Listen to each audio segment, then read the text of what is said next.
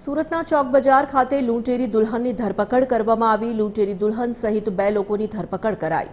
મહારાષ્ટ્રના બોઈસરથી બંને આરોપીને ઝડપી પાડ્યા। પોલીસે વેશ પલટો કરી આરોપીઓને ઝડપી પાડ્યા। ચાવાળાના સ્વાંગમાં પોલીસ મહારાષ્ટ્રના બોઈસર પહોંચી હતી। આરોપી રેખા અને તેના બનેવીની પોલીસે ધરપકડ કરી।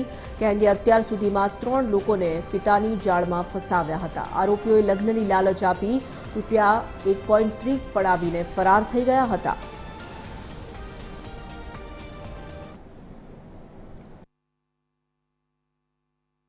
ત્યારે પીએસઆઈ નીનામાં ત્યાં આગળ ચાની કિટલી ઉપર ત્યાં આગળ ચાનું કામ કરવા ચા ઉકાળવાનું ચાલુ કરી લીધેલું। એ સમય દરમિયાન એ ચા બિસ્ટો લેવા માટે ત્યાં આવેલા, એટલે ચાની કિટલીવાળાએ કહ્યું કે આ ભાઈ સોનુ ગુપ્તા છે। એટલે જેવા છે પીએસઆઈ પકડી લીધેલા અને પૂછ્યું। એના પછી જે બીજા રેખાદેવી ત્યાં હતા એમની તપાસ કરી, તે મળી ગયા। એ બેઝ ઉપર લાવી અટક કરી અને આગળની કાર્યવાહી કરવામાં આવે છે।